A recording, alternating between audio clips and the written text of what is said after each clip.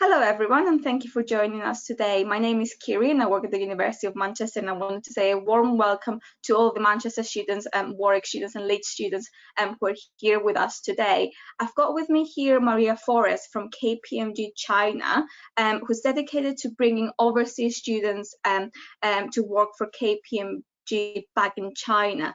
Maria has a vast experience in recruitment and is able to give you today some advice on how to be a competitive candidate when you're applying to the KPMG programs, as well as some tips on virtual recruitment. Maria, without any further ado, I'd like to hand over to you.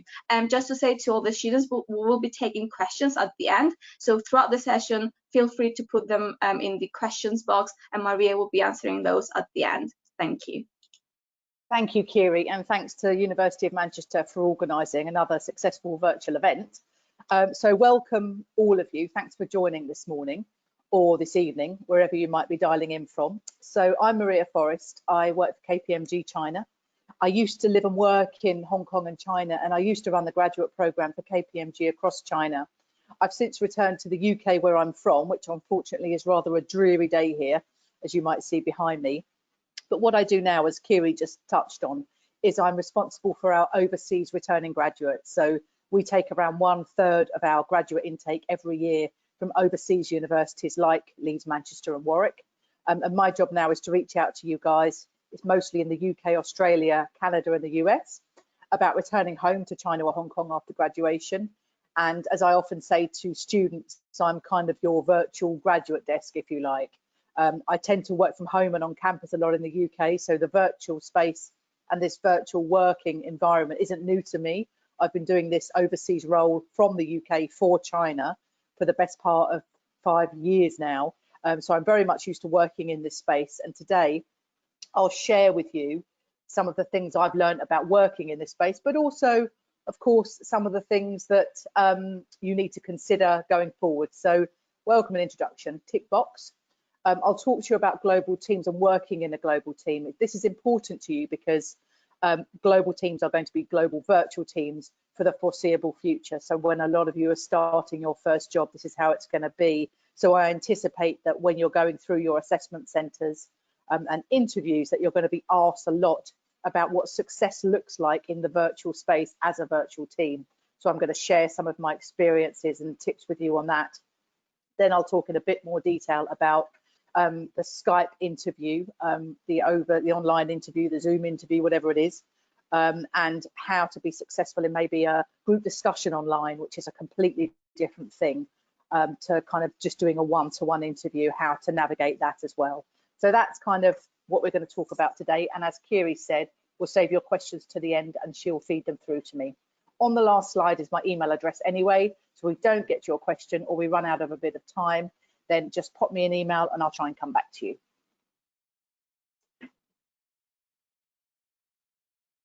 So let's talk about the global workspace then, what it is and how should you understand it and why should you understand it? As I've just said, it's going to be so relevant to all your selection processes.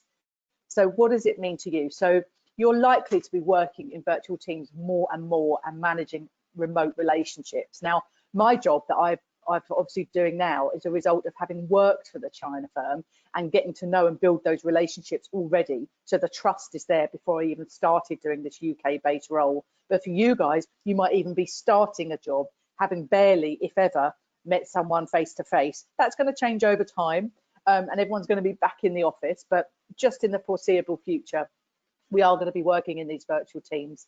The use of virtual platforms has gone from 10 million to 2 million globally in the last 3 months. Absolutely unbelievable. Companies are forced into much more flexible working. And in fact, from what people I've spoken to, more and more companies are actually considering their premises budget now because they've realized how successful it can be to work online and achieve so much with people working from home. I think there was always a bit of a kind of, stigma attached to working from home, that it was going to be easy, that you're just going to be pottering around your house. But I think more and more people have noticed that so productive working from home. You start earlier, you save the travel time, and you can be very, very efficient working online. One of the things to recognise, and which something that might come up in some of your chats with prospective employers, is that working from home does completely change the picture of your work-life balance. It used to be obviously quite black and white. You're working at work, you live your life at home, your personal life, but now it's going to be much more integrated. So that's something to really consider. How are you going to manage that? If you're asked in an interview how you're going to manage that, have a think about it. For me, obviously, as I said, I've been doing this for a long time now, but at the weekend, I put away all of my work stuff completely out of sight, literally away in a cupboard. All my files, all the bits of paper I've written on all week, my laptop, my headphones, everything goes completely away. So that when I come down in the morning, because I start work very early, working with Asia and being based in the UK, I tend to start about 5, 6 o'clock in the morning. So on those weekend days when I come down in the morning, or days when I'm not working, I come into my kitchen where I'm working now, and there's nothing work related out, which really helps me switch off. There's going to be obviously limited travel. I used to go to Hong Kong or China 2 or 3 times a year. Not sure how that's going to go now. And not all companies and jobs will mean working from home. I mean, in Hong Kong and China, most of us are back to work now. And I think it might be a case of, until we get on top of this COVID situation, that it could be some from home, some back in. So it could be a bit to and fro for a while. Sometimes it is essential to have that personal contact, and you can't get around it. And previously, less than 30% of us could ever even say that we'd work from home. So very interesting statistic there. So what does success look like in a virtual team? So really important that virtual collaboration requires that everybody is present and engaged. 82% of people admit to doing other things during team calls. I'm not saying I'm boring at all, and I know you're all engaged in this, but I bet some of you are on your phone now while you're listening to me. So really important that when you're trying to build a relationship and have meetings online, that phone is away and you are engaged in what is going on. Think about other methods of communication as well. Sometimes you just need to pick up the phone and speak to somebody, or just a one-to-one video call, or just a quick question, instead of always thinking about email, chat, or online virtual meetings. Sometimes just pick up the phone and ask a question. When you're working in teams, either online or together, you need to decide, if you're all peers, whether you're going to foster a shared leadership or whether you're going to clearly define roles. That's really important, in particular working virtually. Always agree on tech platforms that work for everybody. So meetings that I'm setting up now, I speak to a lot of universities in Canada and Australia and the US, and we all use different platforms. So how are we going to communicate then? So when I'm organising the meeting, we tend to use Skype for Business at KPMG because it's a global one and not everything can be used in China. So I always say, I'll set up the meeting. Is everybody okay with Skype for Business? So those kind of questions that we never had to ask before. And when you are working actually in a virtual team, whether it be internal or external to achieve a goal, you should always celebrate your achievements and early on agree the milestones. When you're face to face on a whiteboard and doing all stuff together, it can be clearer what everyone's trying to achieve, but you need to be much clearer when you're working in the virtual space.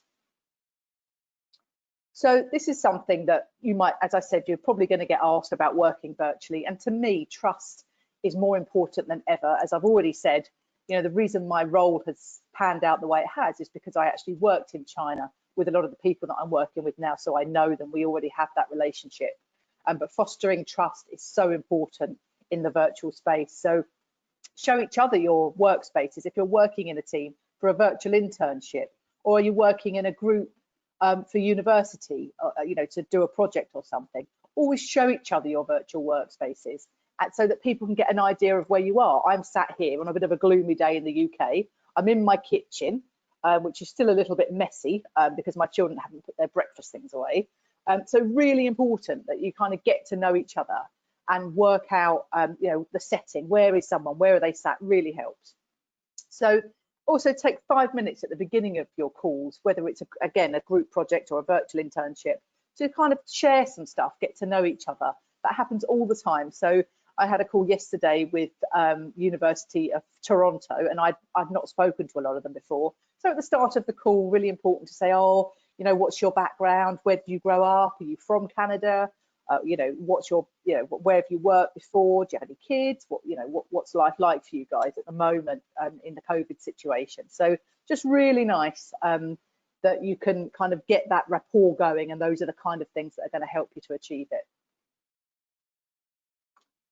So let's move on to, more specifically now to, that was to kind of give you a broader view of working in the virtual space and to help you out through your assessments going forward, but also with your interviews, things to talk about, like things like that. But in terms of graduate recruitment, let's be a bit more specific now in what's going to happen in the coming 1 or maybe 2 years. So let's be honest, for the China firm and for the UK firm, KPMG, 2, 3, or even 4 of the initial stages of the selection process have been online for many years. So none of that is really going to change. So that's really important for you to know. And I know a lot of you are panicking about doing virtual assessments, but important for you to realise that these things haven't changed that much the first 2 stages. You're going to be doing your online application, which is always going to be the same, thinking about why you want to work for that organisation, thinking about corporate values. I would expect as returning overseas students that your English would be absolutely superb on these applications, that you think about the corporate values, why they matter to you. I know all application forms are pretty similar and can get very, very boring. But for me, it's a personal thing when you're doing an application form. Try to make it personal. Forget the textbook. It is very global. I am a team player. Forget all that. Think about the corporate values and why they're important to you. So for me, if I'm applying for a new job, I would think about, do they look after their staff? Are they offering a good work-life balance? Do they support their staff's mental health? Because I have to sell all these things, whether it be on campus or to an experienced hire. I have to be able to say, yeah, we're really going to look after you and your family. So that's really important to me. But for you, it might be corporate social responsibility. It might be that they've got a great marathon team and that they advertise it on their website and you're really interested in that. So think about things that are a little bit more personal to you. These are the things that I like to see on an application form. And these are the things that you can talk about freely in an interview.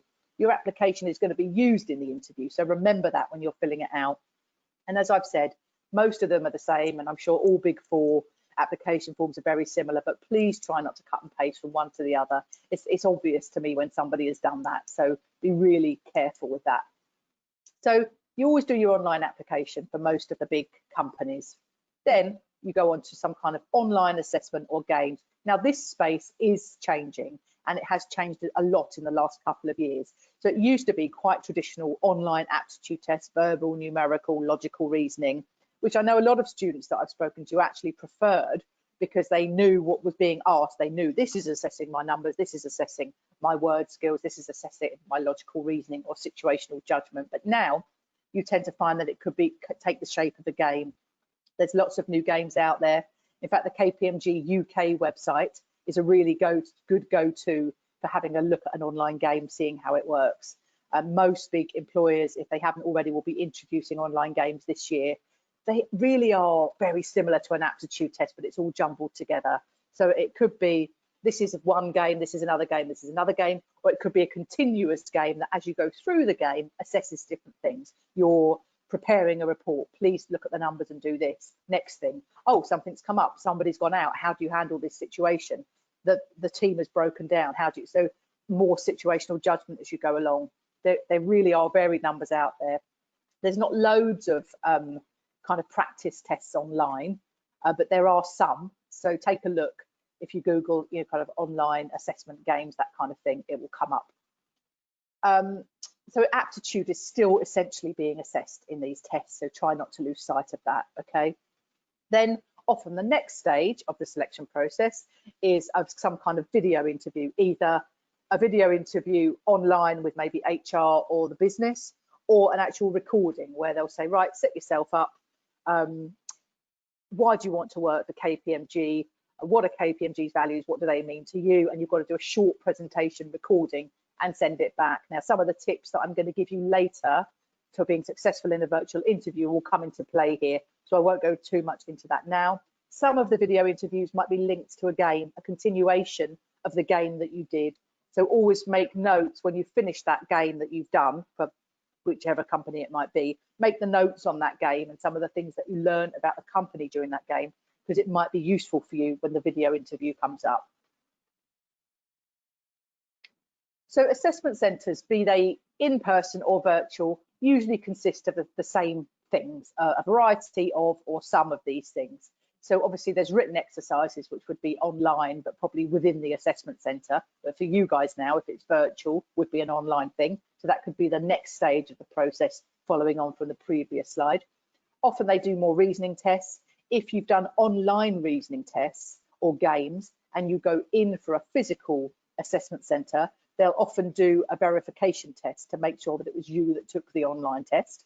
And they'll kind of redo a few randomly. Often presentations, now that can be online or in person. Group discussions, which are more and more moving online, and I know lots of companies that are doing that this year. Even though we don't know what's going to be happening by October, November time, most big corporate graduate programs are doing online assessment, certainly in the UK and parts of China for this coming autumn campaign.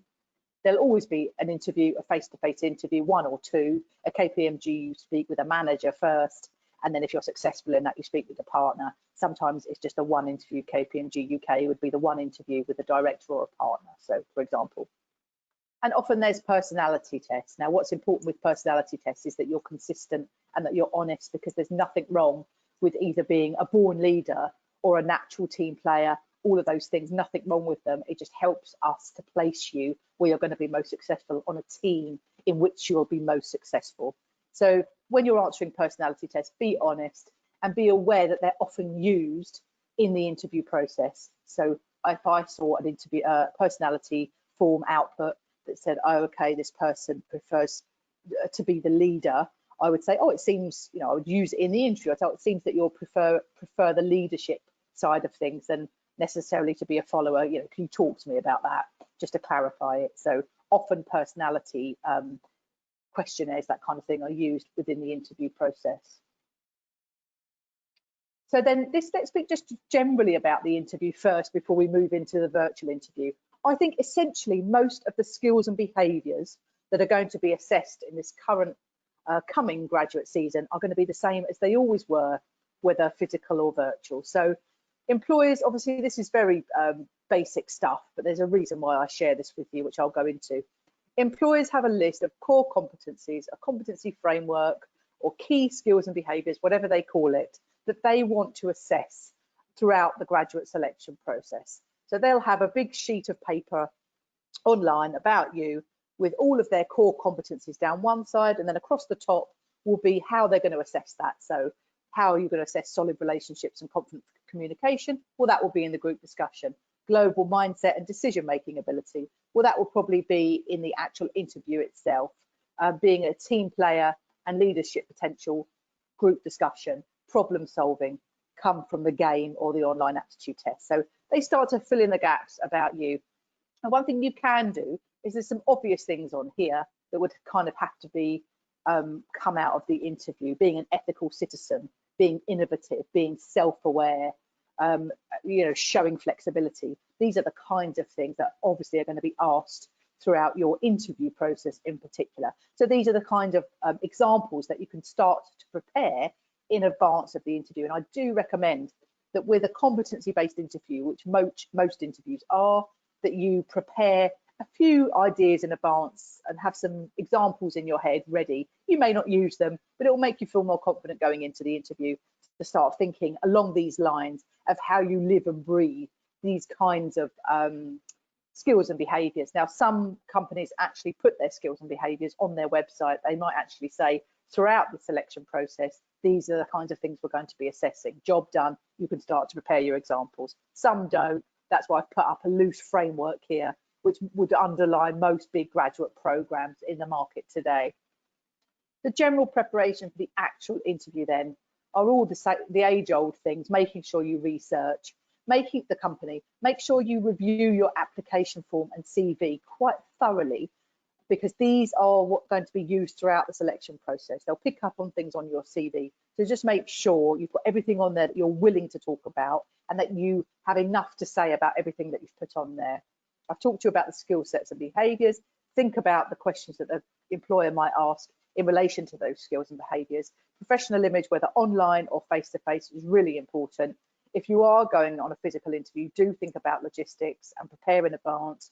In Beijing, we all know it can take kind of an hour to go 10 minutes up the road. So really important that you get there in plenty of time time to use the washroom, have a cup of coffee or a glass of water, and just calm down before the actual interview begins.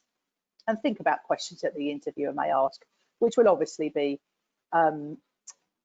related to the skills and behaviours, and then obviously questions that you would like to ask the interviewer, which can vary. If something burning that you want to know, you must ask it. Remember that these are the only 1 or 2 meetings that you're going to have with a big organisation before you decide whether you want to work for them or not. So really important that you ask what's important to you. If you really don't mind and you're happy with the company and there's nothing that strikes you, then just ask the interviewer about themselves. Can you tell me about your history at KPMG? What makes you successful at KPMG? Talk to me about things that are good or bad about working at KPMG. So those kinds of questions will always help you out if you're struggling what to ask the interviewer. Then most competency-based interviews are structured in this way. When I talk to our audit, tax and advisory managers and train them about how to interview graduates like you, these are the structures that they're taught in terms of how to put together an actual question, if you like, based around those competencies that I've already showed you. So they'll always say, can you give me the example of a situation where?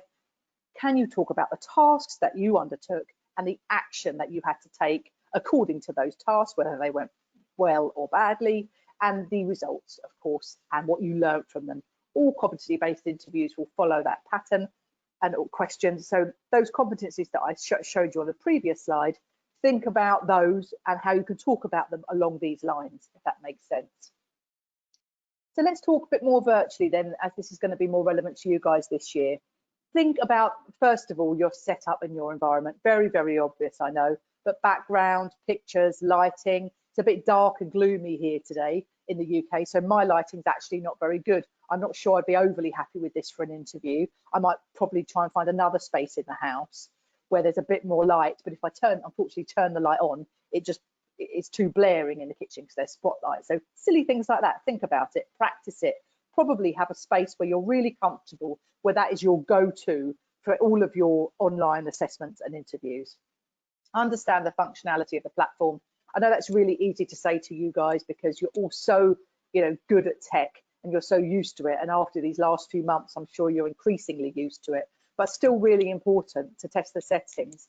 I've been on so many different online platforms. I've been doing virtual presentations for the best part of 3 years now, obviously to reach out to Australia, Canada and the US. I don't go there.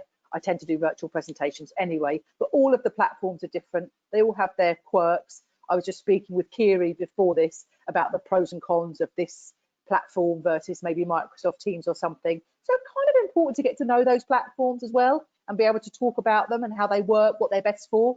In Microsoft Teams, I couldn't see myself when I'm speaking to you.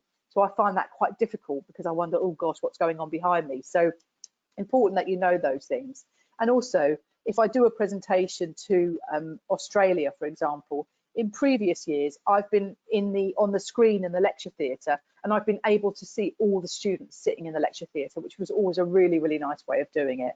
So just think about those things. Practice, obviously, by recording yourself. Are you speaking too quietly? Are you speaking too quickly? Which I realise I do, so I do apologise if I'm doing that. So think about those things. Easy to practice now because you're speaking online all the time. So just make sure and get feedback from friends. How's it looking behind me? Am I speaking? Can you hear me? Am I enunciating? So just practice with each other. Think about your personal profile. So if you've got some dodgy Outlook or Gmail account address that's supposed to be a bit of fun, don't use that for your online applications and for all these Skype calls and things like that.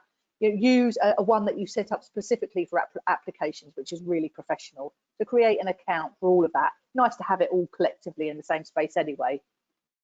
When you're preparing for your virtual interview, have your notes and CV ready. That's one advantage versus a in-person interview. You can have your notes right in front of you and kind of glance down now and again, so long as you maintain the eye contact. You can just say, oh yeah, that was what I was going to say about working in the team.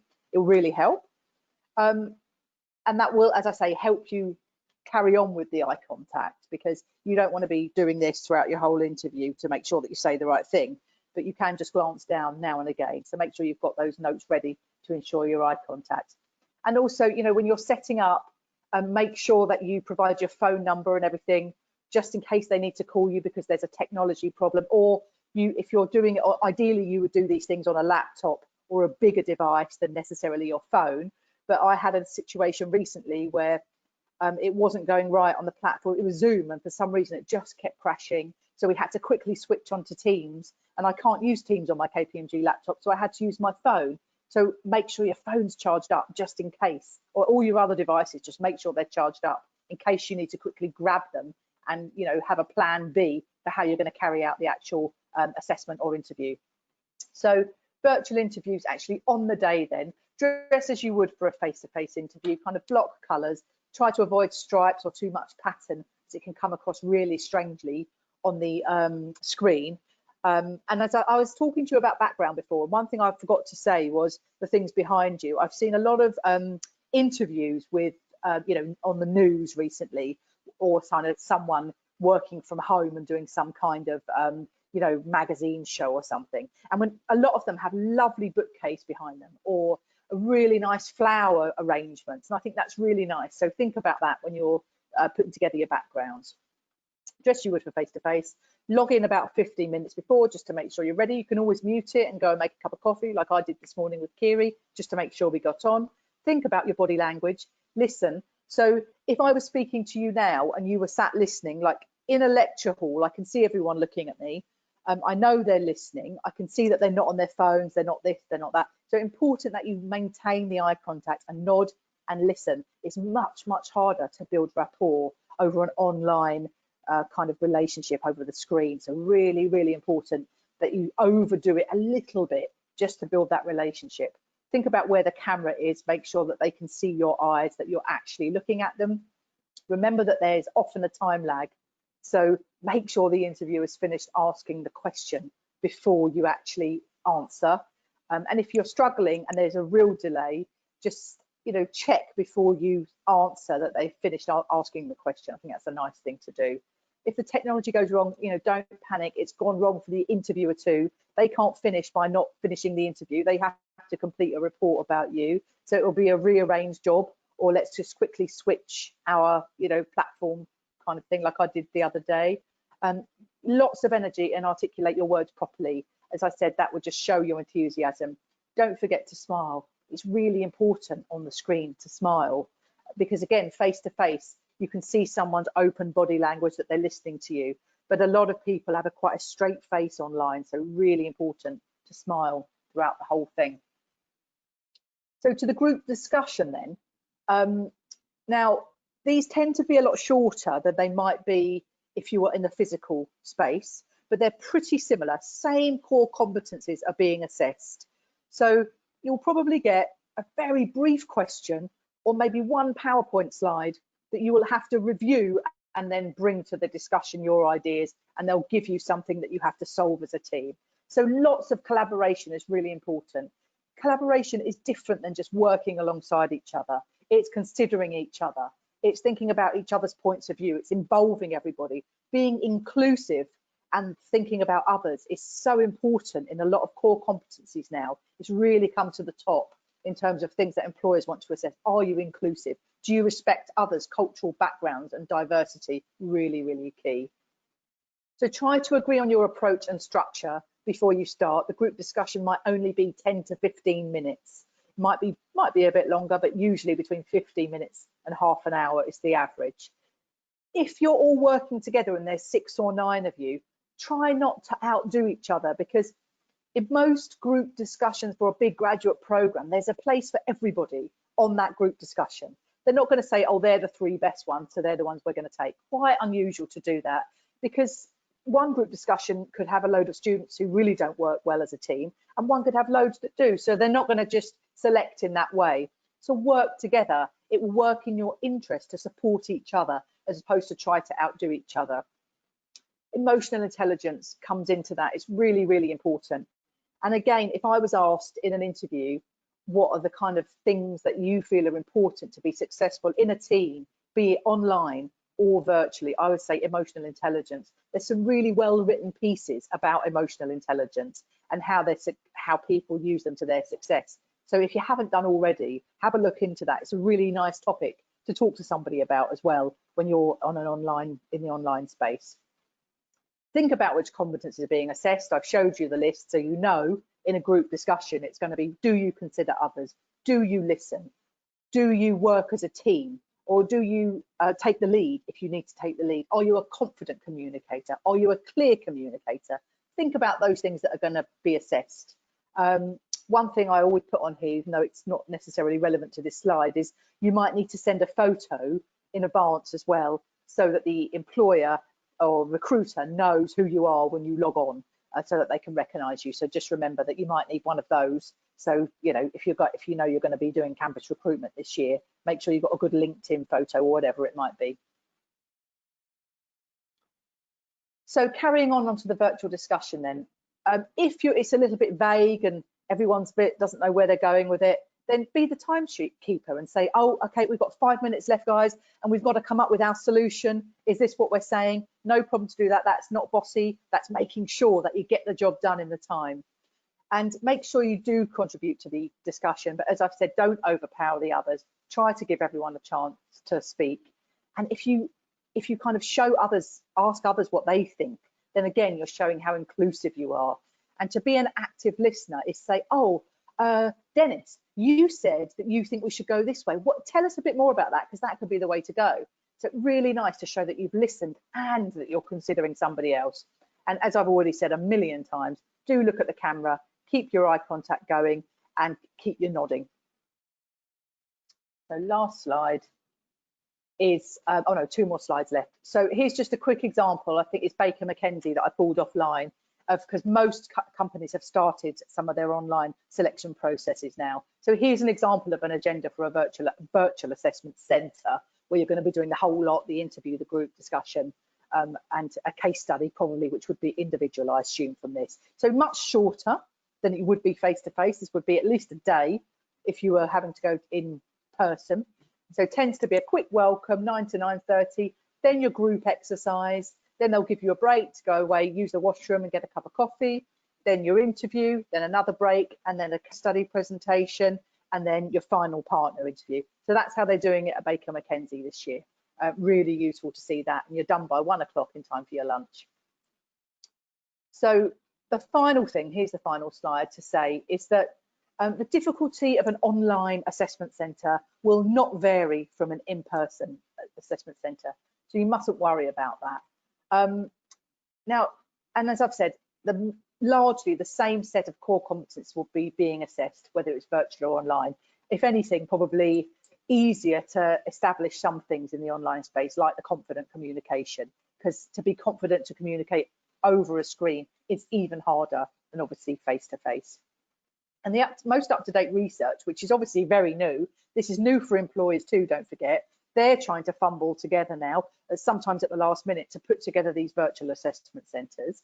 It's key to know that actually the feedback so far is that students are performing much, much better in the virtual assessment centre. This is a space that you guys are much more well rehearsed in than us, who've been working for several years. So students are doing really well in these, so take heed from that.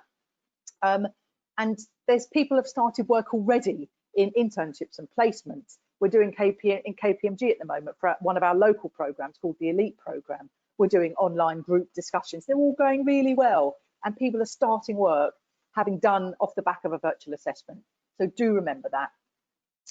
And I think hopefully I've left enough time for you guys to ask me some questions.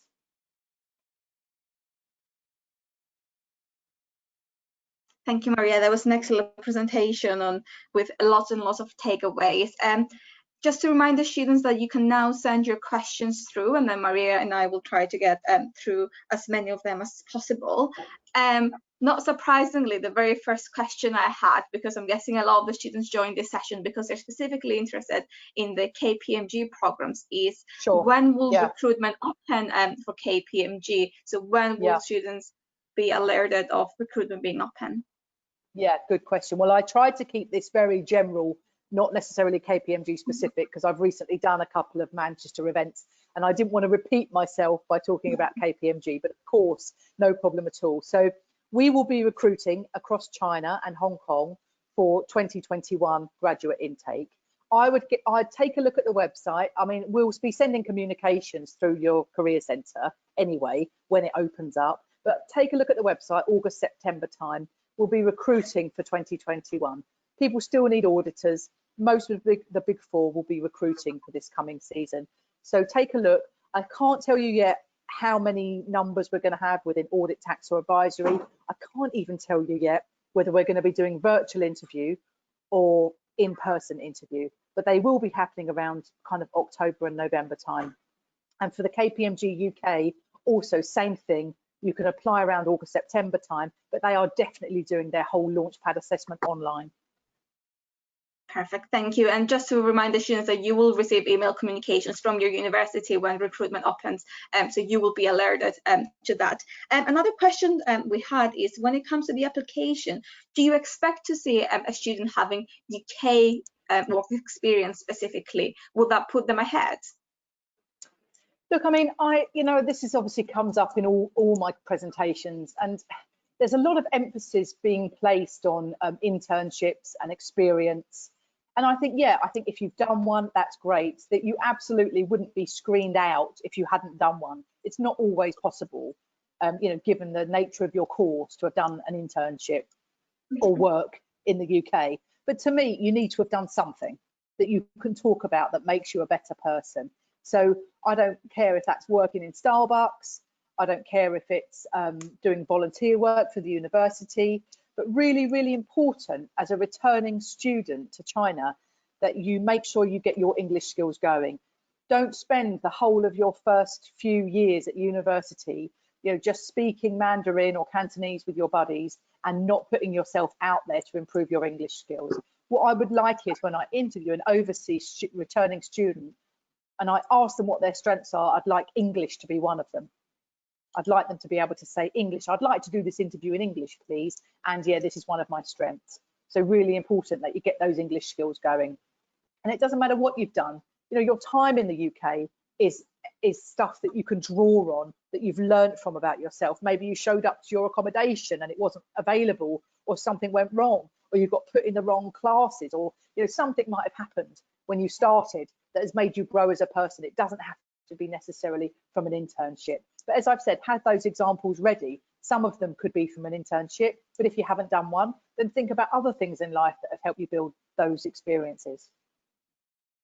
Perfect, thank you. I think one of the points that really resonated with a few of the students, and maybe something they haven't heard before, is how during an assessment center, you're not competing with one another, and you should try not to overpower each other. So a couple of the students are asking whether you can give them some practical advice on what they can do and how they can act in those situations. Yeah, I mean, look, I think I've pretty much said, how to come across in a group discussion, how to collaborate, and don't pressure yourself. You have to speak in a group discussion, of course, but you don't have to be the main speaker, because there can only be one of those, and you don't have to be the person who speaks over everybody else. I think the main thing is to show that you're considerate to others as well. If you are somebody that talks a lot, which is me, think about reining it in and cutting it a bit shorter. I could go on and on and on sometimes and repeat myself, actually, which makes it even longer. So think about who you are and how you're going to manage that. If you're somebody that tends to be a bit two-sentence answer, maybe think about a bit more detail. Maybe think about each point that you make being 4 sentences instead of 2. So it really depends on who you are. You need to know yourself and how you're going to come across best, and think about those skills and behaviours before you go into the group discussion. Think about those skills and behaviours that are being assessed and how you can bring them over. Thank you. And I've got a question here from an MBA student wondering whether you've got any programs suitable for them, or whether they can still apply to your summer internships and your graduate recruitment. Yeah, we don't actually have an MBA program. It's a shame, because when I lived actually out in China, we did have one. But for MBA students, the graduate program isn't appropriate, or neither are the graduate student internships. So we suggest that they apply through our Experience Hire program. So just go online, and it won't be filling out the application form or anything. It'll be looking for an actual job and sending your CV to the recruiter. Thank you. And then there's another question here about, I think it's probably referring to the STAR approach. So the student is asking, when you're required to describe an experience during the interview, does the interviewer pay more attention to the experience itself or how you represent it? Well, they are responsible for asking those questions. I showed you that so that you've got a bit of inside information about how they're going to structure the question, but you have to take their lead. But I just want you guys to prepare in advance to talk about things in that way, knowing that you're probably going to be asked about things in that way. But you're going to have to take the lead from the interviewer. As I say, most big graduate schemes anyway, the interviewer is not a natural interviewer, isn't from human resources necessarily. So they will have been trained to do the interview in that way. And that is probably how they're going to structure the question. They might not. So you have to take their lead. As long as you've got some examples prepared, especially if it's on notes, you'll be able to fill in the gaps of what they're asking. And do remember that whilst I've given you a very formulaic approach to this, more and more now, in terms of being creative, innovative, and thinking on your feet, employers will throw in a couple of strange questions that might be difficult to answer. So if you won the lottery, would you still apply for this job? Or, the silly fruit question, if you're a fruit, which fruit would you be and why? Or, what are you most proud of? Just bang, just one question. I know that, my husband works for UBS and he sometimes interviews graduates. He's in foreign exchange, so he might say, what is the spot rate with the yen today? So do a bit of reading before, know what's happening in the economy today. If you're applying for something in a bank, know what's happening. If you're applying for a job in trading, for example, know what's happened with the markets that day and know which stocks are up and down, because that is an easy question to answer, especially if you're being interviewed by quite a bullish trader who just wants to know, are you any good? Do you read? Yeah, so think about who you're applying for and make sure you're ready for those kind of questions. It's really important to know, companies like clients, competitors, setting up news alerts, so being aware, like what we call like commercial awareness. You showed us like a very useful list of some of the skills that you want to see in candidates. Would you say there's a bit of a discrepancy between the skills that students prefer to portray rather than the ones that you prefer to see? And which skills would you specifically highlight for students to pay special attention in portraying through their applications? Yeah, look, I think it's pretty balanced. If you're really, really good communicator, but verbally and numerically in your games or assessments you didn't do very well, then that's not a great balance. So it tends to be a balance. I would say, it's such a good question, whoever asked that, but basically I think most companies that are client facing would put the emphasis on the confident communication, on the speaking clearly, on the being able to think on your feet. I think that's probably the most important thing. So some of these online group discussions now, they're not really interested in necessarily the detail that you've gone into. They're more interested in how you communicate it to the group and how you work with the group about it. Some of them are a one line. You've all won the lottery. What would you do with the money? Discuss. So in that kind of scenario where you've got a one line question, they're mostly wanting to see how you communicate, not much else, because they haven't given you the information to go off, to do any analysis and work together to analyze and come up with a recommendation. If you're in a group discussion where you've actually been given quite a bit of information about the company, their profits, a bit more information about their strategy, then yeah, you might want to dig a bit deeper and bring in your strategic perspective, your innovation, that kind of thing. Yeah, so it really does depend on the assessment. Now, when I run assessments in the UK, and it tends to be a one-to-one assessment because obviously it's just me, so I can't do a group discussion. And what I'm looking for in a case study presentation, first and foremost, is how that person comes across and presents. Perfect, thank you. And I know you've said you don't have the exact numbers for how many students you'll be recruiting next year, but do you expect a decrease or an increase in the number of graduates being recruited next year? I expect a decrease. Yeah, look, I expect a decrease, but I honestly don't know the numbers. So our average is 1,300 to 1,500 graduates per year. Around half of those go into audit, and the rest is split between tax and advisory. I suggest that will be lower this year, but not so low. People still need auditors, whether businesses are thriving or failing, they need auditors. They have to answer to the regulator. The key thing for me is if you know you want to work within a Big Four, you want a professional services environment, you want the training, but you're a little bit unsure which area you want to work in, you must apply for audit, because that is the place where you're going to learn the most quickly. And places, you know, advisory and tax are going to be much more competitive, because there'd probably be slightly fewer places, say within consulting. So if you do want to work in consulting, that's absolutely great. I don't want to put you off from doing that, but you make sure you know why you want to work in there before you go for that selection process. I think that brings me nicely to the very last question, which is a student asking, is there like a main difference between KPMG and the other Big Four companies, and why should a student choose to apply with you and instead of one or the other? I mean, look, I think it's all about personal choice as well. Now, KPMG in some countries is the biggest Big Four. In China and Hong Kong, we're not the biggest Big Four. Actually, we're one of the smaller, because when we set up across China, we kind of grew organically. A lot of our competitors bought a local firm and rebranded it, but KPMG has never done that, even in its history, in terms of, say, PwC was PricewaterhouseCoopers and Lybrand coming together, two desperately different cultures coming together, and still there's a little bit of a divide. And as they've grown across China, they've tended to buy big local firms and transform them, whereas we've tended to start with one partner and one admin and grown organically. So not the biggest in terms of headcount, probably, or profits.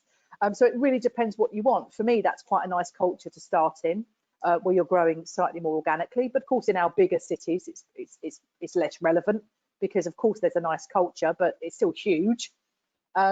So really, it depends on the culture that you're looking for. I tend to say that KPMG for me is different, because I worked in recruitment in many years in London for all the Big Four, because I was a recruitment consultant working for all the Big Four. And one of the key spots for me with KPMG was that they were quite consistently culturally, whereas some of the others had such big mergers.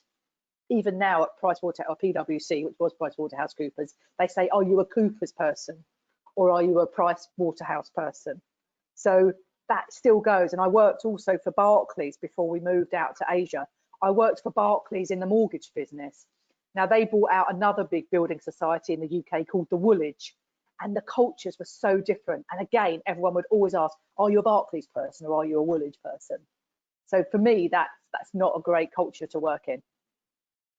Yeah, I think it all comes down to the student doing their individual research and going through the company values, and finding whether a company is the right fit for them as well. So thank you so much, Maria, for taking the time once again to offer our students a webinar. Pleasure. Just to say to everyone, a recording of this will become available within the next couple of days on our YouTube channel, and you will also get emailed a link to the recording. If you do have any questions, Maria's email is just right there, so feel free to get in touch. And as ever, have a good day and get in touch with your career service if you need any additional support. Thank you. Thanks, Kiri. Happy weekend all. Thank you. Bye, Maria. Bye, everyone.